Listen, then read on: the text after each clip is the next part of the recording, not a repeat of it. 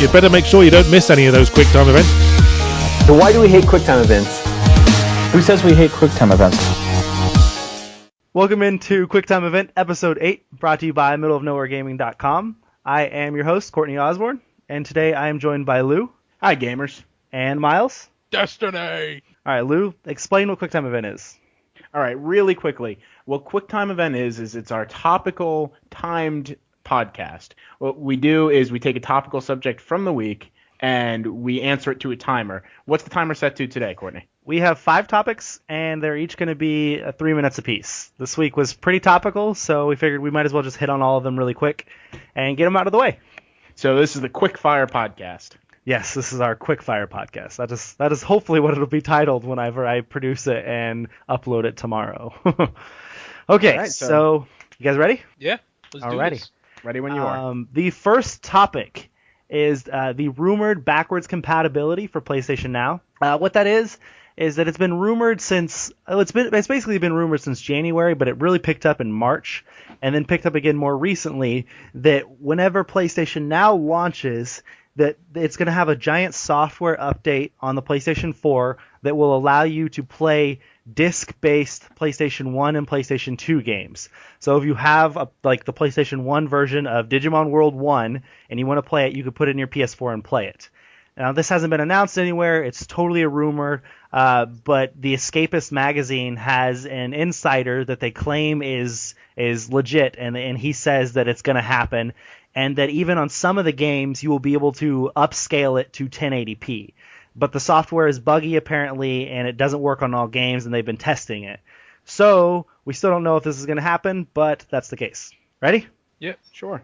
Let's do this. Okay, so what do you think? Would that personally, I think that if they did this, that would be just another kick in the pants to Xbox One. This would be like a haymaker, because the concept of having all of that whole library accessible on one system is just amazing. Yeah, I totally agree. And it's of course, you're going to be able to play all the PlayStation 3 games on PlayStation Now, and then the ability to play PlayStation 1 and PlayStation 2 on your PS4 if you have the discs. Oh my God, that's like dreams, you know? That is, I agree on the haymaker thing, because that's better than what the Wii U has, or the Wii had with the Virtual Console and all that. Definitely. I think it's completely unbelievable. Oh, yeah, totally could be, yeah. No, I said completely unbelievable. Absolutely not going to happen. I think that they've demonstrated that they don't want backwards compatibility with their stuff. They had backwards compatibility in the PS3, and they phased it out, even though it was the most popular feature when it was launched. And I think that that's not going to change. I think it would kill a lot of their PS Now service. Why rent a game if you already have it and can do it, when most of your renting of old games is going to be for nostalgia? I just don't think it's going to happen. However, you made some counterproductive points there. One of your points you made was that they established that they weren't going to do that kind of stuff, even though it was a really popular thing with the PS3 at the beginning. That being said, the PlayStation as a whole, Sony, controlling PlayStation, they have been going back on so many things, and they've completely changed everything about the way they're handling PlayStation as a business. And they have swagger now. They know that they want to have gamers come to them. They know that they want to have systems selling applications and games and things like that. And this is one of those. This is one of those that if they solved an easier way to do backwards compatibility with a software update rather than a hardware update, I absolutely think they will do it. If this is going to go into PlayStation Now. And the other counterpoint that I think you're making, is that not every single game is going to be on PlayStation Now. Like I said with Digimon World 1, that won't be on PlayStation Now as a PSN game that I can rent. And so why not put it on there for all these other games that they can't put on there? Right, and that would be one thing to say that they're putting on all the games that you couldn't get otherwise on their system, but the whole business idea of wanting to get stuff on PS Now is that it's people wanting to most likely relive their nostalgia on old games that aren't as good as the new games, but are better in their head because it's nostalgic. But PS Now is only going to be PSN games and then PS3 titles. So if anything that's not on PSN, you can't play. Right. That's our 3 minutes.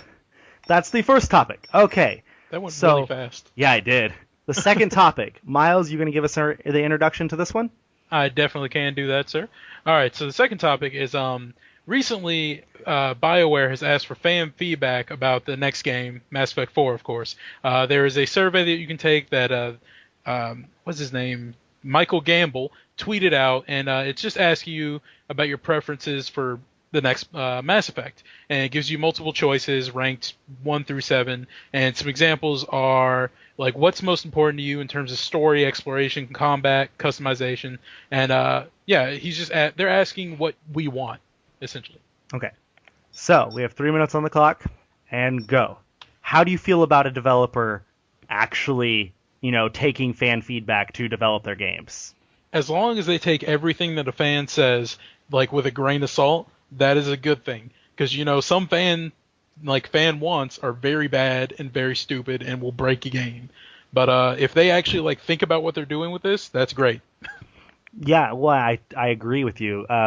In fact, Mike, one of our editors, had a great story, a great editorial just it was last week or the week before. It was about, what the hell's that game? Landmark for EverQuest? Oh, yeah. EverQuest Next Landmark. And he was talking about, if developers if they would have let fans make decisions for their games, then games would be ridiculous. Because some of the fan requests are just outrageous. Even majority of fans sometimes on certain games just would destroy a game if they were the developer.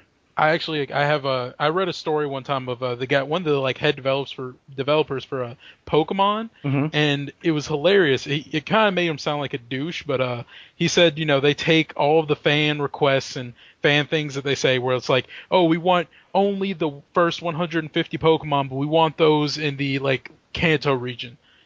Crazy stuff like that doesn't make sense. And he's yeah, when we have our morning meetings, we just take all of those, put them on a whiteboard, and we laugh at them. Yeah. I was whew.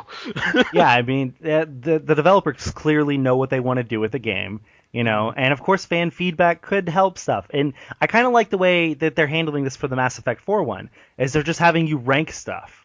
They're not saying, hey, submit a paragraph at what you think we should do or anything like that. They're do you care about exploration more, leveling up, customization of your characters, interacting with friends, that kind of stuff. And then they could start to come up with more concepts for those categories.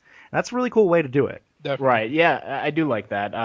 I just did a survey for, I think the people who do Dead Island. Okay. And they were just asking people, what do you want in your collector's edition? Because people go out and buy collector's editions, and you'll only go get it if it's stuff you want. And they gave a huge list of stuff, but I was thinking it's a really smart idea that they made a list of things instead of just putting a blank box and saying, list out things that you want. I think it's good to give gamers in these kind of situations choices, but not complete freedom. Yeah, limit the choices. Give them the choices to choose from, not let them make choices of their own. Give them fake choices, like in BioShock. Not BioShock. Yeah, BioShock. Mass Effect 3? Mass Effect 3. That too. All right, that's it for topic number 2. All right, number 3, Lou. Number 3, we're going to be talking about previous gen games that are still being made. For instance, this week we heard about Assassin's Creed Comet, which more or less got confirmed as a rumor, and it's still a little murky, but we have a solid idea that they're still making Assassin's Creed for previous gen consoles, previous gen being Xbox 360, PlayStation 3, etc. And we already do have a lineup of games coming exclusively to previous gen consoles. Within this year, we have Ultra Street Fighter 4, Tales of Exilia 2, Persona 4 Golden Ultimax, Borderlands the pre-sequel, and Kingdom Hearts 2.5 Remix. So let's talk about how we feel about previous gen games that aren't coming out to current gen. Okay, and the clock starts now. I'm really mixed. When it comes down to me is it a developer like Ubisoft doing it, or is it a developer like I don't know, the Tales team, for instance? like for the Tales of Exilia 2 example you gave, the Tales team is only working on last gen games. And they're not working on any next gen games at the moment. But like Ubisoft, they're working on next gen games at the same time as previous gen games. So like, Right. I don't know. Like, I don't blame Tales for developing for it since they're only doing that. But Ubisoft, I kind of feel like, move on. But we know why they're doing it. You know what? I'm kind of split on it. I think it kind of depends what audiences they're going for. Yeah. Of course, Ubisoft is looking to try and push people to the current gen to Xbox One and PlayStation 4. That's where the better games are going to be, and they're going to, make that push and try to give out deals or make this game way better for certain reasons.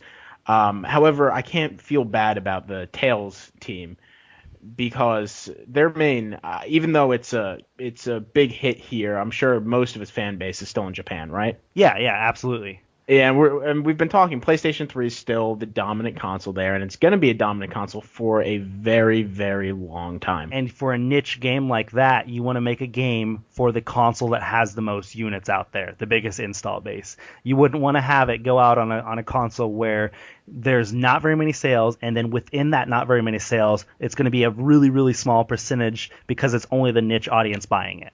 Though it wouldn't surprise me if we see a thing where they start porting up, like they did for Tomb Raider, for instance. But I think that's how these teams, like the Tales teams, is going to start breaking into the current gen consoles. Now, Miles, I feel like you probably have a strong opinion on this. I do. My only opinion really is this, that I understand it from a business standpoint, and like if they can't put together the resources and all of that, I understand that. Although I hate it, because I hate it when I see a game and I have the newest, freshest console that I just paid for, and I see a game coming out. I'm like, that looks awesome. I really want to play that. And then they're like, it's coming out for everything that's older than the console that you have. And I'm just like, why? Like Borderlands pre-sequel. I didn't even want to play that until I found out it was coming out on the old consoles that I don't have. Keep your consoles, everyone. Exactly. This is a lesson. Keep your old consoles when you buy a new console. That's the way to go. That's the way I've gone with PS3. So there are a lot of great gems out there that come out after the launch. Yep. Constant C. Okay, that is it for topic number 3. Topic number 4. Miles, give us an intro. All right. The intro for topic number 4 is Microsoft Entertainment Studios is shutting down. That's actually my bad. 5. Mine was highlighted for some reason. To let you know. I didn't need that. The podcast could be about early access, and what that means is that if anyone who uses Steam knows about this, which you probably do because everyone uses Steam, that games are now able to get up there on early access, which is like when they're still in alpha and beta. And some examples of that would be everything that I just forgot. So don't worry about that. But it's pretty much just... Rust. Let me think. Kerbal Space Program. Oh, The Forest. That's what I was thinking about. There's a lot of big name games out there. Yes, there's a lot of them, and they just get up there a little bit before they're actually done. And I'm not going to keep talking because I was about to get into my opinion. Okay, so anyways, the point of all this is that these companies have been in talks with Microsoft and Sony to bring early access to PlayStation 4 and Xbox One. And so the point of this is how do we feel about incomplete games possibly going up on PlayStation 4 and Xbox One, where we would have the opportunity to tell the developers how we feel about it and try to get them to change it. Kind of going back into feedback for games like we did for Mass Effect 4. So, clock starts now. I think that... Go ahead, Miles. All right, this coming to consoles, I think that would be a good play because, not only does it give the developer a chance to kind of like stretch the legs of what they're doing to see if it's actually going to be successful or to actually see if there's like a big issue that they need to handle. I admit I'm one of those people that's like, hey, I really want this. I want it now. I want it earlier than I should be able to get it. Like, give it to me. So that's my opinion. Okay. I'm a big fan of it. Just because I think the more options to let gamers play games how they want to is great. I am not in that category. And I could care less about early access. I'm so anti seeing my games early. Me too. That I don't watch videos, I don't read articles. I have to write some of them, and that's when I have to look some of this stuff up. But I want to be completely surprised, and I hate the idea. I can't even imagine that other people are out there saying, I want to look at my Christmas presents before Christmas. So, yeah, go ahead and look at your broken, bugged out game. I want to see it when it's all nice. I'm sort of in the same boat as you. And when I know a game's coming out that I want to play really bad, I just shut it off. I completely blacklist it, I won't look at anything about it. Anytime I see it come up, I just avoid it. Unless it's something for our website, which we need to do, that kind of thing. That's the only time when I'll look up things on games that I'm interested in. But the whole early access thing, I'm really broken on how I feel. Would Destiny's beta be considered early access? No, because early access is you have to buy into it. That's you what I thought. buy the game. That's so. True. And that's where I don't know. That feels muddled to me.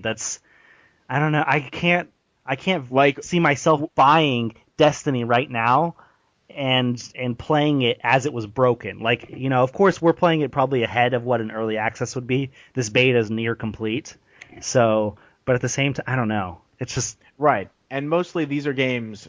These aren't games like Destiny. These are either smaller games or they're more unknown studios because it's a great way to get publicity for them and to get free help debugging games and getting it tested out and stuff. You don't have to pay for testers. Yeah.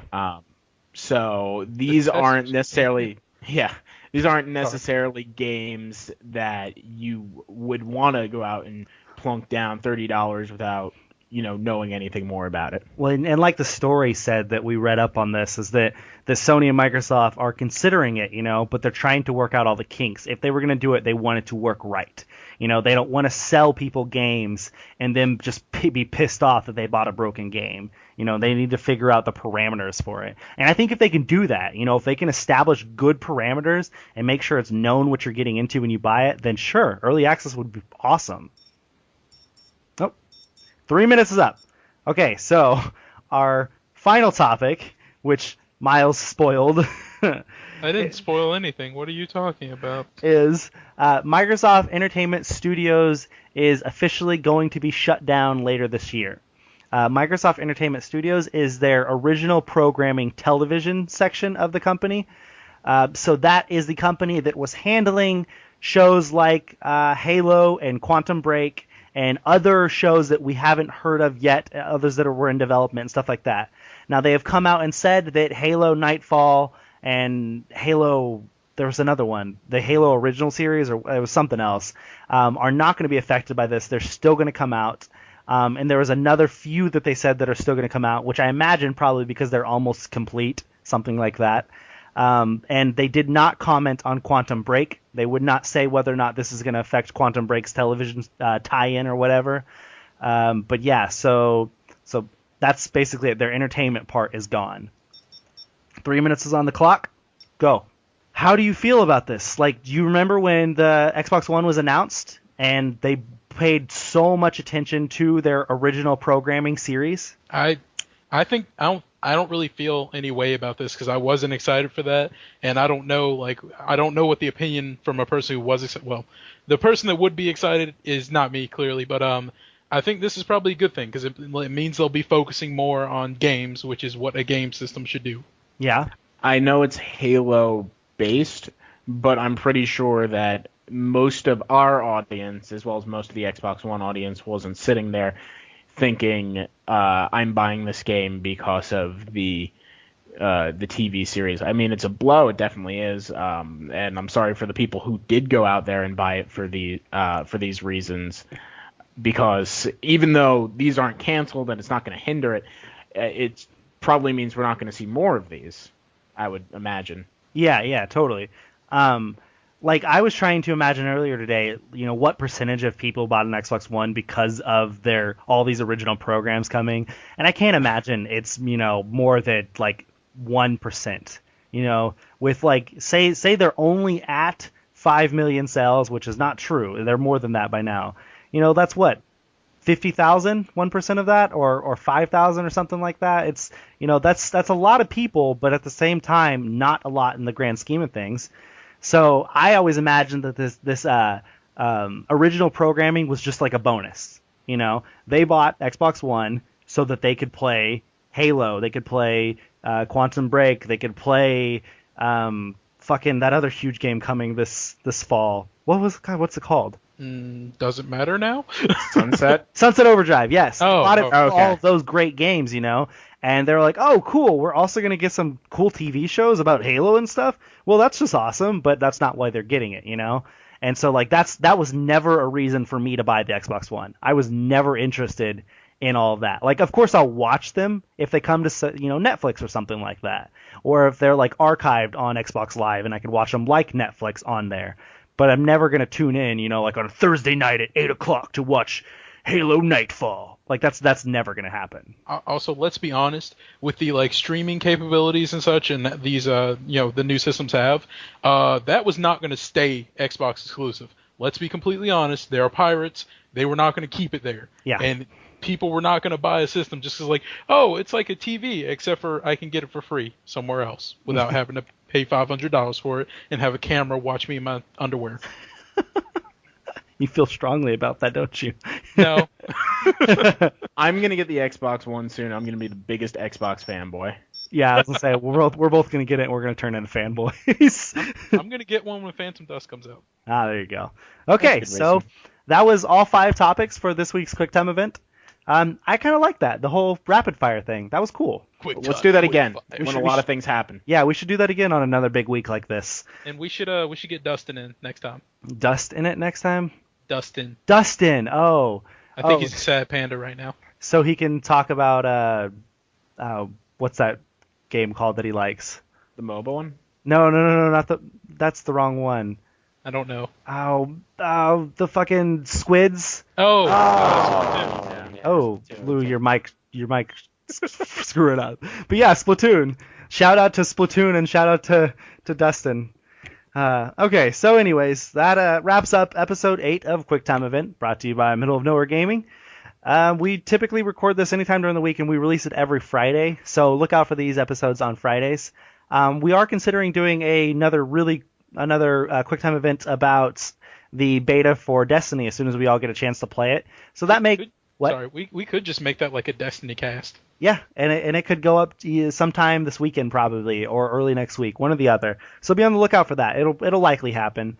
Other than that, you can email us at mong.podcast@gmail.com or at contact.mong@gmail.com. And you can follow us all, or you can follow our Twitter at mong.com, spelled out mong.com. And then our new YouTube channel, obviously, if you're not watching this on there, at Mong Network.